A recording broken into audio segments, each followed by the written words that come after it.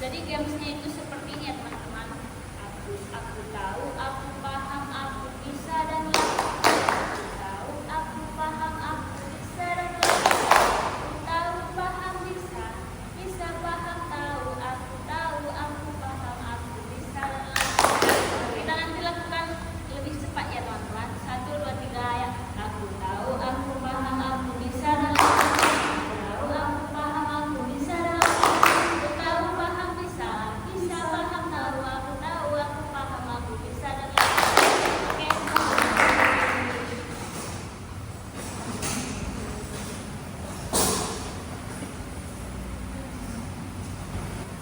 apakah adik-adik semua siap untuk melakukan konseling kelompok pada hari ini? Siap, Kak. Baiklah, apakah adik-adik merasa sedia ataupun senang hari ini? Senang. Jadi asas-asas kita tadi ada asas kerahasiaan, kekinian, kesukaraan dan keterbukaan juga kenormatifan adik-adik. Jadi kita akan mengucapkan janji kita. Mari kita berjanji dengan mengucapkan bersama-sama 1, 2, 3. Saya dengan janji hari ini menyatakan bahwa saya sanggup dan bersedia menerima, menyimpan, memelihara, menjaga, dan melaksanakan semua data dan keterangan dari anggota kelompok atau siapapun juga, yaitu data atau keterangan yang tidak boleh atau tidak layak diketahui oleh orang lain. Jadi adik-adik, saya persilahkan untuk adik-adik semua menyampaikan masalahnya satu persatu. Alhamdulillah, pada saudari Hana terlebih dahulu.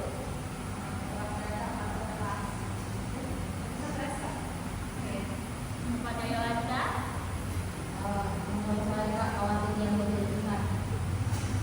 baik, kepada Aul,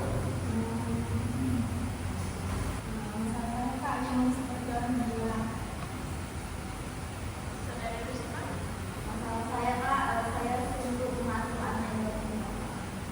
kepada saudari Jessica,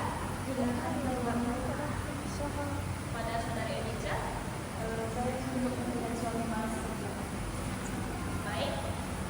Jadi untuk adik-adik semua, masalah apa yang akan pertama kita bahas? Masalah anak. Lalu yang kedua, rasa stres kan? Yang kedua, apa judulnya? Lingkup seperti orang biasa, Ketiga, jadi semangat untuk mengasuh anak berbicara, empat, pemikiran, kedua, untuk melihat suami malas kerja. lima, Saya Kak, khawatir yang berlebihan. dan semua kan adik-adik. Jadi yang pertama tadi merasa stres, yang kedua lingkup seperti orang gila, yang ketiga suntuk untuk mengasuh anak berbicara, yang keempat itu suntuk melihat suami malas kerja, dan yang kelima khawatir yang berlebihan. Jadi untuk saudari Hana, saya persilahkan untuk menggunakan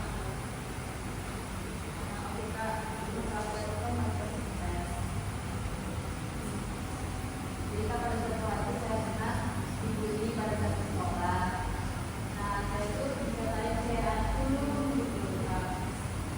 Lalu saya itu kayak kata-kata yang salah kata, kayak kata bapak, ibu gitu Kak. Jadi kayak saya itu masalah pikiran, kita sampai ke rumah pun kepikiran, kalau kita ke orang tua kayak takut gitu lah Kak. Nah, jadi kayak saya itu sampai buat saya lapar, belajar bangun, tidur, terus apa-apa kayak rela lemas, kayak gitu Kak. Lalu kalau keluar rumah pun takut tidak sama orang lain, karena takut dibeli lagi. Karena kan saya kan nggak tahu pas orang lain gimana pandangan terhadap saya mikirnya kan pandangannya sama seperti dengan teman saya di sekolah, kayak serius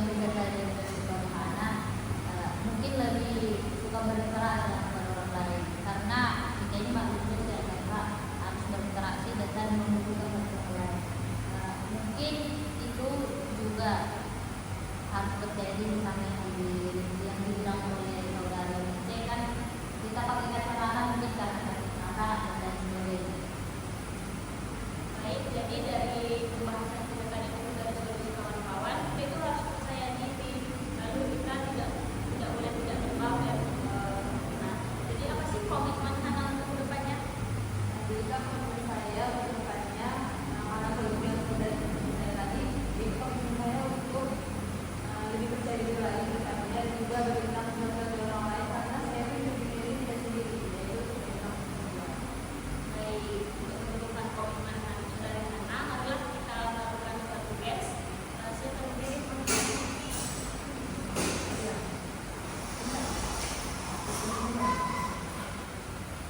jadi gamesnya pegang apa yang saya katakan, contohnya itu seperti pegang kuping gitu kan.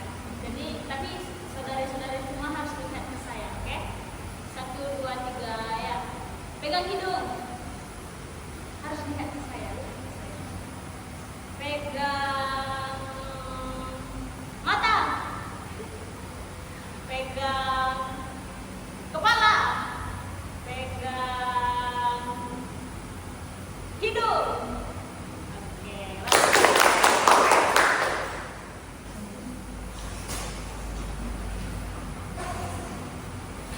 baik teman-teman, karena masalah kita yang pertama sudah selesai, saya akan memberikan kepada pegang. Oke teman-teman, kita lanjut masalah kedua yaitu masalah dari awal yaitu bentuk seperti yang juga. Nah kepada awal, jadi harus sekali saya duduk dengan saya. Lalu kemudian memang sudah dari tadi kak, artinya sudah di. Nah kemudian juga saya lihat di belakang rumah saya itu sungainya naik kak. Lalu saya minta orang yang di belakang rumah saya memanggil saya, ayo naik, gitu kak. Nah lalu di situ rupanya semua orang panik saya lihat kak. Lalu aku tuh ingin melakukannya seperti mereka kak, tapi entah mengapa kakiku ini terasa lemas kak. Jadi aku berdiri diam, aku melihat orang berlari dan aku melihat bagaimana air itu menghantam hidung aku kak. Dalam sekejap semua yang aku punya dalam rumah itu kak hilang semuanya kak. Jadi aku merasa melayang, baru semua suara orang di sekitar rumahku itu terdengar jauh dari muka. Baru baju-baju mereka kabur saya lihat, baru aku bikin jerit kak. Baru kan keluaran kering yang dikeluarkan bumangan tidak jelas seperti kayak aku mau tolong tapi gak dengar itu kak. Ya nggak dengar. Baru saat itulah aku tersadar bahwa aku seperti orang linglung bergantian dengan keramaian kak. Karena orang itu aku dengar suara juga kayak biasa kayak linglungan juga. Aku dengar suara aku juga. Nah, saya itulah aku melihat banyak semakin tinggi. Baru udah gemeter kak. Baru aku bingung harus menyelamatkan apa. Misalnya pakaian, dokumen atau mungkin foto-foto keluarga kami kak. Tapi waktu itu tidak ada kesempatan untuk mengambil barang apapun kak. Untuk kedua itu seorang membantu, baru seorang relawan datang membantu kak. Baru tadi kan ada seorang relawan baru kak seperti sini pengungsian buat kak. Nah setelah sampai ke pengungsian, aku dulu termenung seperti tidak tuh kak kayak nggak ada keluarga berjumpa bertemu kak. Jadi kayak alhamdulillah. Baru saya lihat tuh orang-orang cari keluarganya yang telah hilang kak. Tapi saya karena sedikit trauma atau gimana kak, jadi kayak lemas dan jadi saya nggak bisa melakukan seperti apa yang dilakukan orang-orang yang saya lihat. Oke, jadi dari masalah awal yang tadi, apa sih yang bisa dikatakan apa yang dijawabkan dari masalah awal ini? Kalau dalam cerita apabila kemudian faktor penyebab biasa dengan air naik sehingga barang-barang yang ada di rumah kemudian satu ini dan dia pun jadi nge-freeze gitu kan, karena dia tidak terjadi di mana dia pun jadi nge-freeze, tidak bisa mengambil atau menyelamatkan apapun yang ada di dalam rumah. Pada itu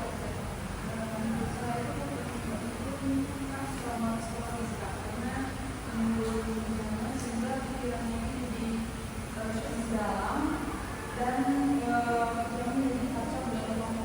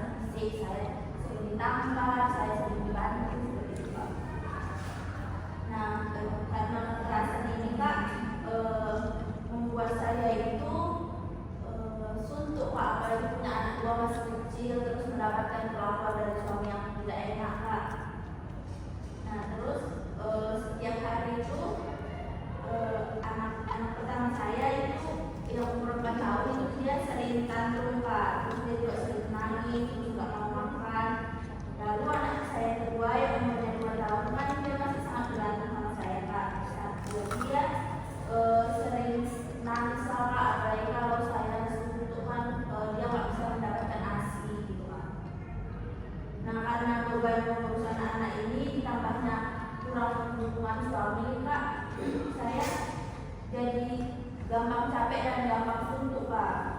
Apalagi saya sering kehabisan energi dan kehilangan kesabaran. Tapi saya juga merasa bersalah karena saya nggak bisa jadi ibu yang sempurna Kak. Nah lalu ketika saya merasa suntuk dan kewalahan mengurus anak-anak, apalagi waktu itu suami pulang kerja dan melihat saya kayak malas-malasan gitu Kak, habis mengurus anak, tidur malam. Suami pulang kerja dan melihat saya malas-malasan, dia sering marah Kak. Terus dia bilang saya nggak becus lah, begitulah. Jadi hal-hal itu memicu amarah suami saya Kak. Tapi karena saya punya anak Kak, jadi saya nggak bisa menceraikan anak saya Kak. Kemudian anak saya masih kecil kan. Terus saya kayak terjebak dalam situasi itu Kak. Di satu sisi saya sering mendapatkan KDRT, di satu sisi saya masih punya anak yang masih kecil Kak. Tapi saya juga suntuk dan capek mengurus anak-anak itu. Jadi teman-teman, dari cerita saudara Risma, mengapa dia suntuk saat mengasuh anak yang bertingkah? Apa faktor penyebabnya? Pada saudara Erika. Jadi dari cerita saudara Risma tadi, dia merasa suntuk karena sekaligus juga mendapat KDRT dari suaminya. Jadi anak-anaknya juga masih berpikir bertingkah, masih mengandalkan hidupnya, tentunya jadi saudara Risma merasa suntuk. Apakah ada lagi pada saudara Yolanda? Mungkin Kak selain dari dia mendapatkan KDRT, dia juga kelelahan. Ketika melihat anaknya yang tantrum atau banyak tingkah, dia jadi stres. Apakah ada lagi teman-teman yang ingin mengasih pendapatnya? Sudah. Kepada saudara Jessica. Seperti yang dibilang saudara tadi Kak, dia kan merasa suntuk karena semua tanggung jawab itu berada sama dia Kak. Jadi dia itu kayak menanggung bebannya sendiri Kak, jadi lebih cepat lelah dan yang Apakah ada lagi? Nah, selanjutnya dari cerita Risma, apa solusi yang teman-teman berikan agar dia tidak suntuk saat melayani anak yang bertingkah? Baik, kepada saudara Yolanda. Tadi saudara Risma menceritakan ada KDRT, seksual dan non-verbal. Dia tidak lain, kekerasan fisik juga terjadi. Mungkin kita lihat dulu jika memang saudara Risma yang kurang dalam rumah tangga tersebut, mungkin dia bisa mengalah. Tapi jika memang dia benar, tapi karena emosi suaminya yang memang agak lain, mungkin dia bisa melawan atau enggak bisa melaporkan ke polisi. Baru tadi saya juga dengar dia kelelahan untuk berusaha. Mungkin bisa berdiskusi dengan suami untuk mencarikan perubahan di rumah.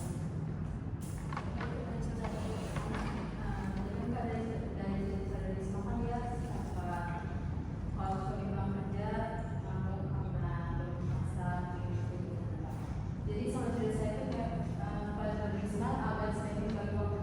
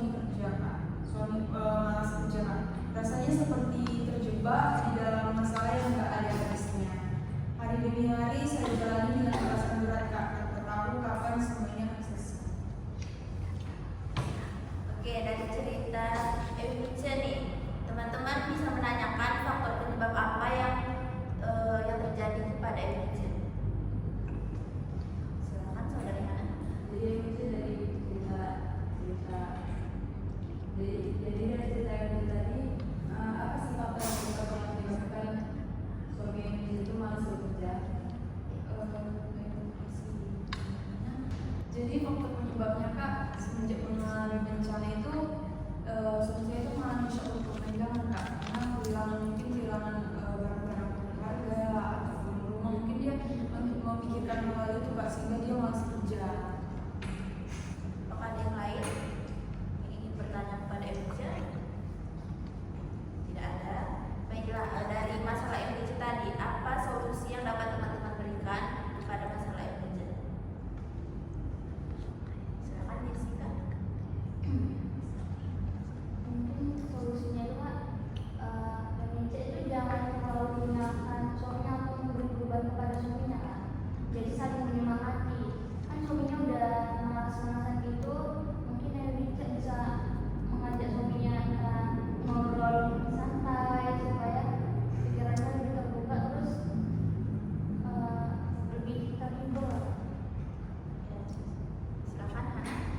Kalau solusi dari saya Pak, sebaiknya jangan selalu bergantung pada suami Pak, karena kan seorang istri itu boleh bekerja, apalagi salahnya jika kita menjadi suami. Mungkin setelah yang bisa bekerja, mungkin si suami tadi ada kayak sadar diri dia, istriku kerja capek-capekan, aku juga bantulah gitu Pak. Ya, ada yang lain? Baiklah, Emilia, dari solusi yang teman-teman berikan tadi, apa komitmen yang dapat Emilia berikan kepada diri sendiri? Baik, terima kasih Pak. Dari solusi yang disampaikan teman-teman yang mengatakan menyemangati atau tidak bergantung pada pasangan, mungkin komitmen saya itu seperti saya menyemangati suami saya, saling menyemangati, terus tidak bergantung pada pasangan Kak, biar suami saya itu juga melihat saya bekerja, dia juga punya motivasi untuk bekerja Kak, tidak bermalas-malasan. Baiklah, sekian dari masalah Emilia. Kakak serahkan kepada PK selanjutnya.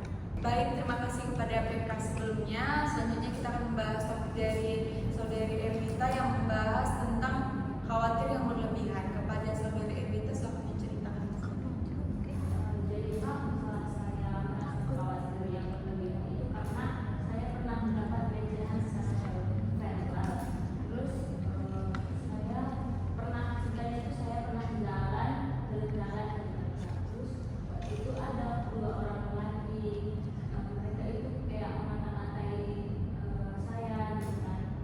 Jadi saya itu jadi sedih, terus saya itu kemarin itu langsung pulang ke rumah dari jalan-jalan itu kan Pak. Karena saya terlalu merasa sedih, terus saya khawatir nanti kalau saya jalan-jalan lagi ada lagi yang mengata-ngatai saya, itu saya jadi takut karena itu menurut saya itu sudah masuk ke pelecehan yang verbal juga Pak. Jadi saya sakit hati, jadi saya khawatir berlebihan. Jadi saya setiap malam itu terus memikirkan bagaimana nanti kalau saya pergi ke sini nanti ada lagi yang membuat saya sakit hati gitu kan Pak. Ada lagi yang melakukan pelecehan verbal dan kata-katanya gitu kan Pak. Jadi setiap malam itu saya pikirkan terus Pak, saya nggak bisa berhenti pikirkannya gitu. Baik, terima kasih kepada saudari Evita. Dari permasalahan yang diceritakan oleh saudari Evita, adakah dari teman-teman yang ingin bertanya? Oke, baik, kepada Oke, dari cerita saudari tadi, mungkin apa yang menjadi penyebab saudari diberikan secara verbal sama orang? Jadi penyebabnya itu karena kemarin itu saya pakai pakaian itu ya di atas lutut. Jadi mereka itu kayak ngomong yang tidak gitu kan Pak. Tapi itu yang mereka itu ngomongnya itu di depan saya langsung. baik, ada lagi yang ingin bertanya? Dari faktor penyebab ataupun permasalahan yang diceritakan oleh saudari Evita, apakah solusi yang teman-teman bisa berikan kepada saudari Evita? Oke, baik, pada saudari Hana. Kita ada masalah saudari Evita tadi, solusi untuk saudari adalah kalau sebaiknya jika keluar rumah itu memakai pakaian sopan Pak. Gimana sih pakaian sopan itu ya seperti tadi kan katanya dia selutut. Nah ini kayak dia lupa dan juga memakai baju yang tangan panjang ataupun jangan pendek-pendek kali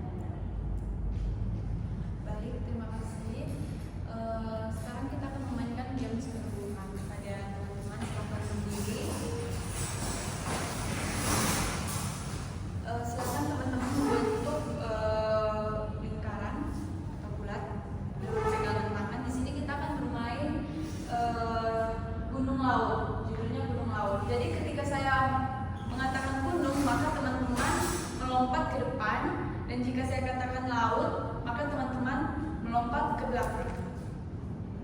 Gunung, laut, gunung laut, gunung-gunung laut-laut, gunung laut, laut gunung.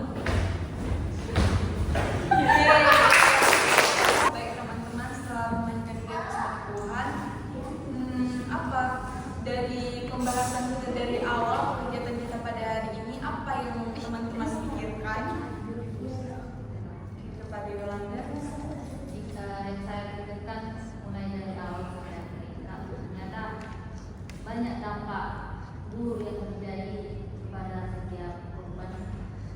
Jika pelaku-pelaku atau oknum yang tidak bertanggung jawab mengumpul. Pada saudari kamu, dari permasalahan dari awal sampai akhir ini adalah ternyata penting sekali bagi kita untuk mengetahui faktor penyebab, dampak dan solusi dari permasalahan kita agar si yang punya masalah itu juga dapat menyelesaikan solusinya. masih ada lagi yang memberikan pendapat? Terima kasih. Dari kegiatan kita hari ini juga, bagaimana perasaan teman-teman? Oke, pada saudara Edwina. Pastinya perasaan saya Kak, untuk diri saya lebih tenang karena bisa bercerita kepada teman-teman sekalian dan juga saya bisa mendengarkan cerita dari teman-teman sekalian. Saya juga merasa sedih karena cerita kita itu banyak yang ada yang merasa suntuk, ada yang merasa stres, dan lain sebagainya. Jadi perasaan saya sama sekali. Masih kepada saudara Risma. Perasaan saya senang Kak kalau dalam waktu ini kita bisa mendapatkan banyak solusi yang berbeda dari teman-teman dan saya juga sedih karena banyak juga teman-teman di sini mendapatkan perlakuan yang buruk. Masih ada lagi yang memberikan pendapatnya? Dari kegiatan kita ini juga atau pembahasan kita ini, bagaimana teman-teman bersikap? Ada yang memberikan pendapatnya? Oke, kepada saudara Erika. Jadi menurut saya Pak, kita itu harus menyikapi semuanya dengan sabar. Kita tidak boleh seperti kalau dari kita tadi, kita tidak boleh tidak memberikan beban. Kita harus memberikan bagaimana tadi dulu atau apa yang bisa terjadi di depannya kita akan memakai yang berupa itu kepada teman-teman yang ini kita memberikan dulu apa yang akan terjadi di depannya kita Masih ada lagi yang memberikan pendapat? Pendapat? Dari pembahasan atau kegiatan kita ini juga, bagaimana teman-teman bertindak ke depan? Oke, kepada saudara Mia. Saya membahas dari permasalahan awal sampai akhir ini, menurut saya apa yang saya harus yang saya lakukan dan saya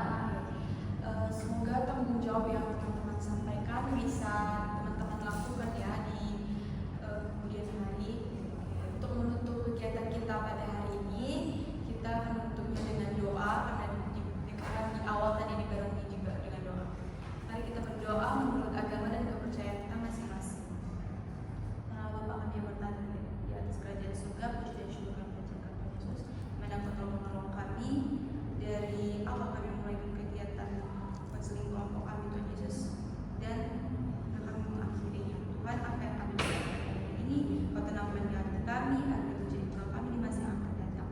Apa yang baik dan segala doa kami menjadi kesempurnaan kami landaskan melalui nama Yesus Kristus, Juru Selamat dan Penebus dosa-dosa kami. Amin. Oke, sampai jumpa di kegiatan kita selanjutnya ya.